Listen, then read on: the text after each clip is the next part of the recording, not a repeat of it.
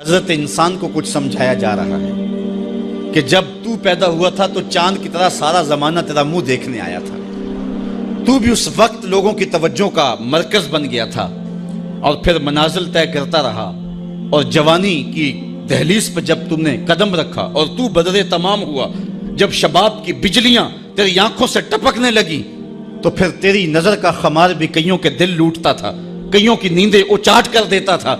جس طرح چاند جب جوبن پہ ہو تو چکور کا دل لرزتا ہے اور سمندر میں جوار بھاٹا پیدا ہو جاتا ہے، لہریں اٹھتی ہیں، طوفان پیدا ہوتے ہیں، تو جب بندہ بھی جوانی کی دہلیز پہ ہوتا ہے تو وہ بھی طوفان اٹھاتا ہے، دلوں میں جوار بھاٹے پیدا ہوتے ہیں۔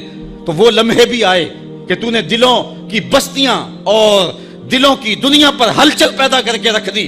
تیرا شباب لوگوں کی زندگیوں کے اندر گھلتا رہا اور کتنوں کی نیندیں اچاٹ ہوتی رہیں، تیری زلف کے شکن کتنوں کا قرار لوٹ کے لے گئے۔ لیکن پھر وہ لمحہ بھی آیا، حتی آدھا کل ارجون القدیم، پھر بوڑھا ہو گیا، پھر تجھے کوئی دیکھنے بھی نہیں آتا، کوئی تجھ سے اداس بھی نہیں ہوتا، بچے بھی کترا کے گزر جاتے ہیں۔ کہا انسان ذرا چاند کی منزلوں کو دیکھ، یہی چاند کتنا پیارا تھا اور آج اسی چاند کو کوئی دیکھتا بھی نہیں ہے۔ بچہ جب پیدا ہوتا ہے تو اس کی مسکراہٹ دل کھینچتی ہے، اور جب بوڑھا مسکراتا ہے تو اس وقت جو ہے لوگوں کی توجہ نہیں ہوتی۔ بچے کی زبان جو ہے وہ اڑ اڑ کے جب بولتا ہے تو اس کی توتلی زبان کا حسن دلوں میں نکھار پیدا کرتا ہے۔ ماں بھی بلہاری جاتی ہے، باپ بھی صدقے جاتا ہے، بہنیں بھی جو ہے وہ قربان جاتی ہیں۔ تو بچے کا ٹوٹا لہجہ اور توتلی زبان خوشیوں کی ایک لہر ہوتی ہے، لیکن جب بڑھاپے میں فالج کی وجہ سے زبان میں لکنت آ جائے، اب توتلا پن پیدا ہو جائے، اب زبان اٹکنے لگے تو بچے بھی مذاق اڑاتے ہیں۔ ایک لمحہ وہ تھا کہ زبان توتلی تھی تو حسن تھا، آج لمحہ وہ گیا کہ حتی آدھا کل ارجون القدیم، کھجور کی ٹہنی سے جب پھل توڑ لیا جائے اب اس ٹہنی کو کون پوچھتا ہے؟ جب تک پھل آیا نہیں تھا وہ ٹہنی اچھی لگتی تھی، مالی سنبھال کے رکھتا تھا، جڑوں کو بھی پانی دیتا تھا اور خیال کرتا تھا کہ کوئی ایسا نقصان نہ ہو کہ یہ پودا جو ہے وہ مرجھا جائے۔ پھر جوبن پہ آیا اور جب کھجوریں لگیں تو اس نے پھر رسیاں بھی باندھی اور کھجوروں کو سنبھالنے کے لیے سب کچھ کیا۔ پھر جس دن اس نے اس ڈال سے پھل کاٹ لیا، اب وہ کھجور اجڑ گئی، اب اس کی وہ ٹہنی بے توقیر ہو گئی۔ انسان کی زندگی کا جب شباب لٹ جاتا ہے اور بڑھاپے میں جب وہ کسی قابل نہیں رہ جاتا تو پھر اس کی بھی یہ مثال ہے، حتی آدھا کل ارجون القدیم، جیسے کھجور کی پرانی ڈال ہو۔ اپنی نظر اور شرمگاہ کی حفاظت کریں۔ اس دور کا سب سے بڑا فتنہ یہ ہے کہ نگاہیں پاک نہیں رہی، نگاہیں غلیظ اور گندی ہو گئی، شرمگاہوں میں وہ تقدس نہیں رہا ہے۔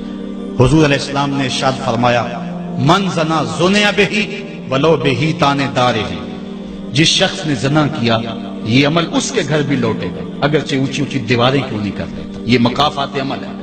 گندم از گندم بروئے جوز جو از مکافات عمل غافل مشو، گندم بو گے تو گندم کاٹو گے، جو بو گے تو جو کاٹو گے۔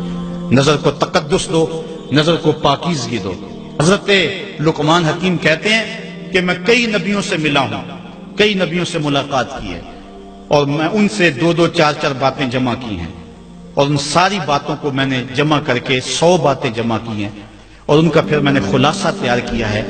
ان میں 8 باتیں الگ کی ہیں۔ ان 8 باتوں میں ایک بات یہ ہے، جب کسی کے گھر جاؤ تو نظر کو حفاظت میں رکھو۔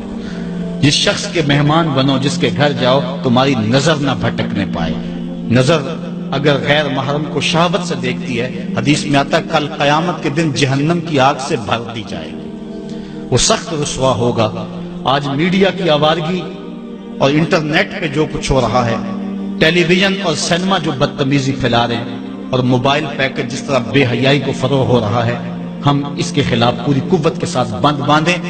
اپنی اولادوں کے ہاتھوں سے ناول چھین لو، ان کے ہاتھوں سے جو ہے وہ فلمیں چھین لو، ان کی خلوتوں پہ نظر رکھو اور ان کی حفاظت کرو۔ جس شخص کی نظر پاک نہیں ہے اس کے من میں طہارت نہیں آ سکتی ہے، دل پاک نہیں ہے اس کو جو ہے وہ باطن کا نور نصیب نہیں ہو سکتا۔ وائے قوم کشتائے تدبیر غیر، کارے او تخریب خود تعمیر غیر، از حیا بیگانہ پیرانے کہن، نوجوانہ چوں زنا مشغول تن۔ کتنی حکمت والی بات کہی اقبال نے۔ وہ اپنے دور کا دکھڑا سناتا ہے، جس دور سے ہم گزر رہے ہیں اب تو عجیب حال ہو گئے۔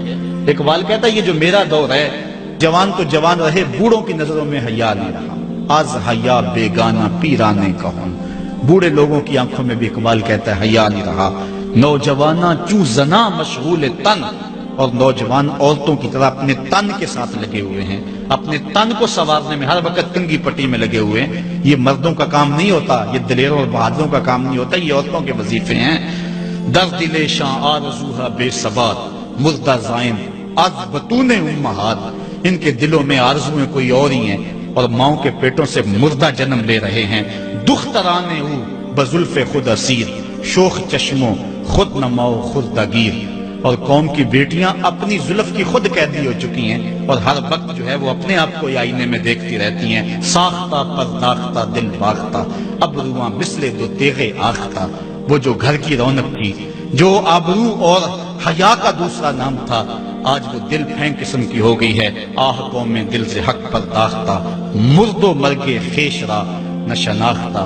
اقبال کہتا ہائے قوم کہ جو مر گئی اور اسے ابھی تک پتہ ہی نہیں چلا کہ میں مر چکی ہوں اور جینے کا سامان نہیں کرتی۔ حضور نے فرمایا ہر دین کی کوئی پہچان ہوتی ہے، میرے دین کی پہچان حیا ہے، اگر حیا نہیں ہے تو دین ہی نہیں ہے۔